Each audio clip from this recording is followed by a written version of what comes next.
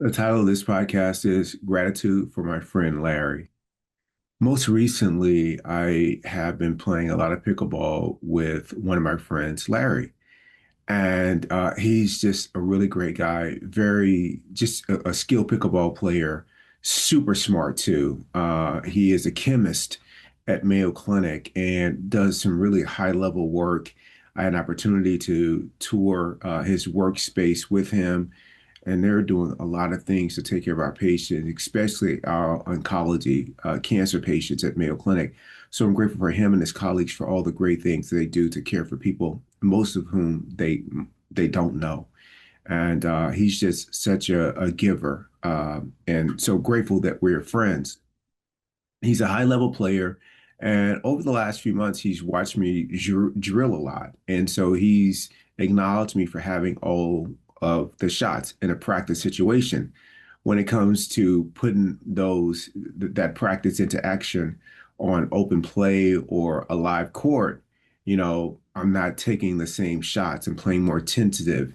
And so he's been really, really great with helping me embrace more of the actual gameplay, which I am thankful to him for. And what I value most about Larry, in addition to being my partner on the court and drilling, doing the actual play of the game, is how he shows up to the game. Like he just completely believes in me and my skills. And he tells me all the time, I got this. If I miss a shot, I get down on myself. And we play really well together, with the exception of last week. Last week, we played well together in terms of encouraging each other. The outcome was not what we wanted. At any given time, we were playing two different games. If our game plan was to slow it down, get to an area of the game to where we're really, really good at, and use that to our advantage. But what we kept doing over and over was playing into our opponent's hands and doing what they wanted to do. And we couldn't seem to get out of it. Either he was slowing the game down, which was part of our plan, and I was speeding it up, or when I would slow it down, he would speed it up, but we would never seem to do it at the same time, which is something that we are, getting more and more committed to doing because it's not producing the results we wanted. Well, we went out and played on Monday. It wasn't a good outing for me in terms of the outcome of my play. I had some good shots, like my serve was good. I had some other shots that were, the way I moved to the ball was good, but I had other shots that were not good. And Larry could kind of tell that it was taking a toll on me. And so, he was encouraging every step of the way.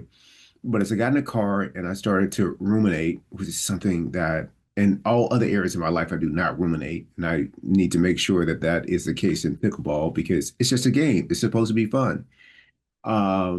He stayed, I left after a few games, which is normally my plan. I only play for an hour and then I leave to get prepared for the next day. Larry stayed after to play more. And so that night, as I'm in bed, he left me a voicemail message. And it was one in which he said, Keith, don't be so hard on yourself. You really played well tonight. We got this. This is part of the process, but you're just being way too hard on yourself, man. You got this. You're a great player. I know how good you are. Just go easy on yourself. We got this. And it's exactly what I needed to hear from him. But the fact that he took that time to do that really meant a lot. And I took that gift that he gave me.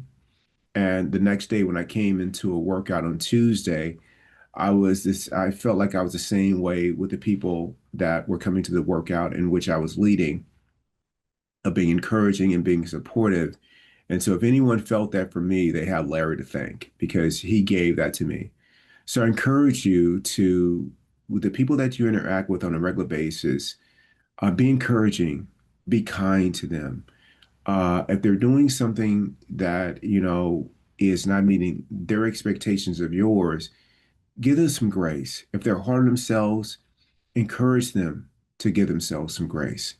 And hopefully it will have the ripple effect that Larry had on me.